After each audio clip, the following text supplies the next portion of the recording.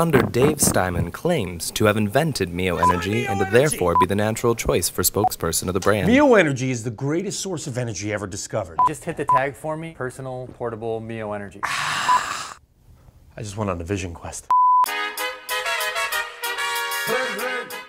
So the story came out June 30th of last year. You were accused of domestic violence. Can you explain to us what really happened that day? Yeah, I'm gonna get straight to the point with it.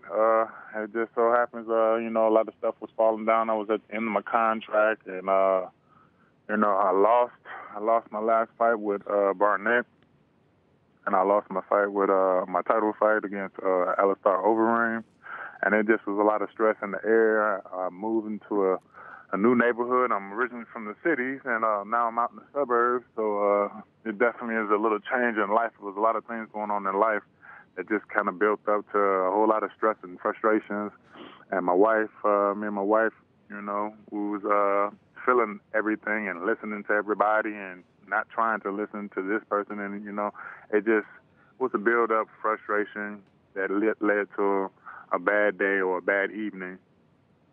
And, you know, push come to shove, you know, I feel bad. I put my hands on my wife.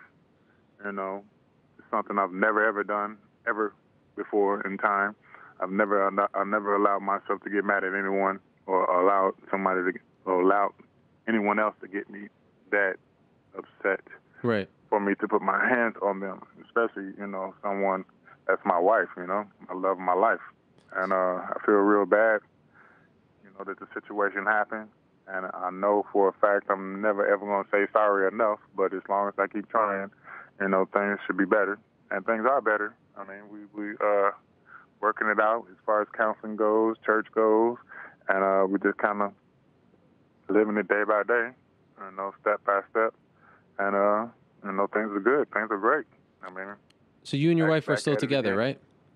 Yeah, we're still together. And was she the one that called the cops on you? No, actually, she wasn't the one that called the cops on me. It was the neighbors. We was pretty loud, and doors was open, and the neighbors, they called the cops on us. And then next thing I know, first the cops came out for a different reason. I had a neighbor that was picking on us about my dog. I had a pit bull. Worked with a pit bull foundation at that time, and I still help out here and there. And the neighbor didn't know who I was and didn't know what I was about. She just was seeing things the way she wants to see things because, you know, I'm assuming she's from here and from this area, and she wasn't trying to take the time to listen to us. And I was taking all the steps of procedures to, you know, let her know that we're the caring type of parents because our dog nipped her son. Okay. And so we figured, you know, we was gonna keep it cool and like try to keep it real with this woman. And this woman, she just made constant problems after the situation, and we telling her we're sorry, how can we help? And she just was making it worse. So the cops that came over that day, first and foremost for her, because she claimed or she accused me of saying that I was yelling out my patio saying I'm gonna come down there and kill her. And I mean, man, I can get loud and crazy, but not to no female like that. And I'm not gonna say I'm gonna kill somebody out loud too. You know what I'm saying? For other neighbors to hear. So she was just on one that day, and the cops came out that day, so we was kind of steamed off about that. And then that just kind of led on into the night. Drinks was out and about, and you know how it can be sometimes with the drink in your system. That's some fire water to us, especially when you are already mad and trying to cool down, and then, you know, you just get back up there on other stuff. So it just was a hellish day and a hellish moment, something to learn and live by and understand, and that's how we taking it, one day at a time from here on out. Do you still drink? Huh? Do you still drink? Well, tell you the truth, man, I'm not allowed to drink. Okay. I'm not gonna lie and say I don't drink. I will drink, but I'm not a heavy drinker, and that's another thing too. When I do drink, it affects me. You know what I'm saying? It's not like I'm immune to it. I'm not one of those guys that's immune to it. So I dial back on that a lot because I know myself when I drink, I'm either I'm having fun, or it's just a hellish day. Right. You know what I'm saying? So I just rather keep it balanced and just, you know what I'm saying, just not touch it. And did Only you, for special occasions. was there any kind of physical altercation with your kids?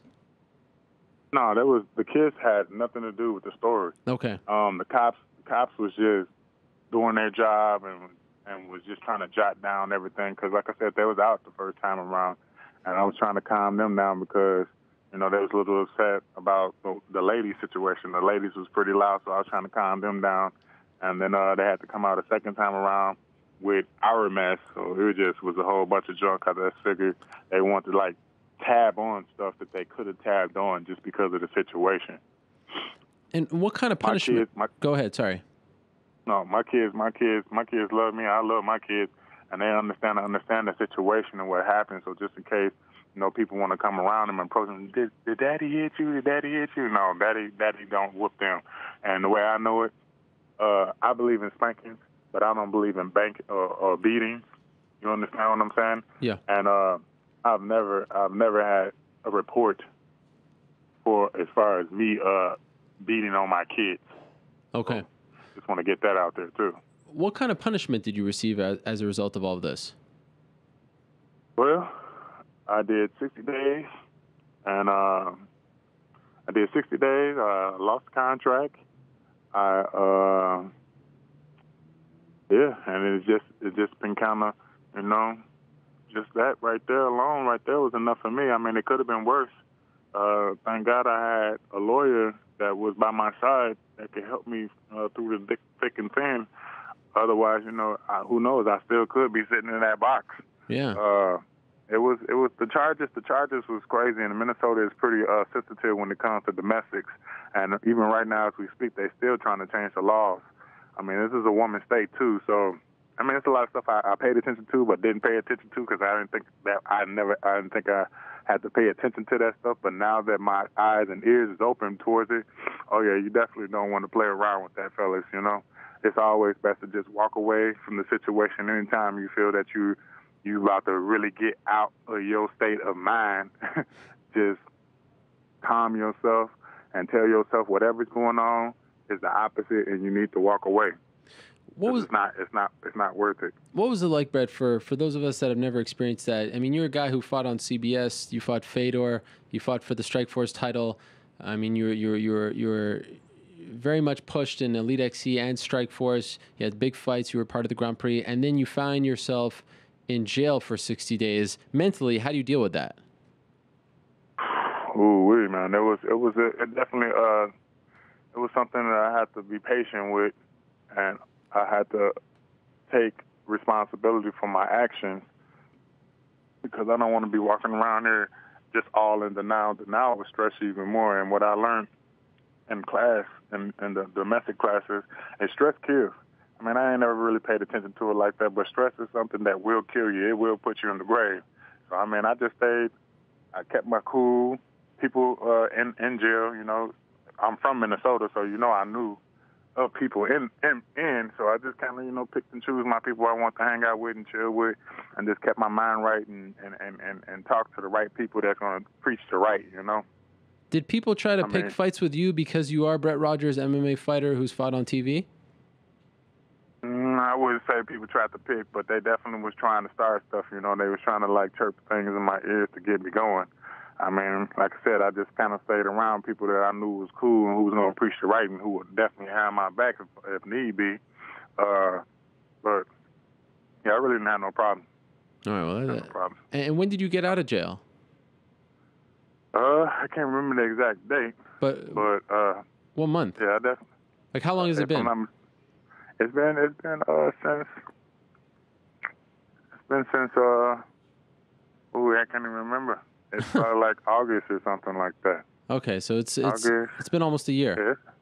Yeah, it's been a while. Yeah, it's been a while since I've been out.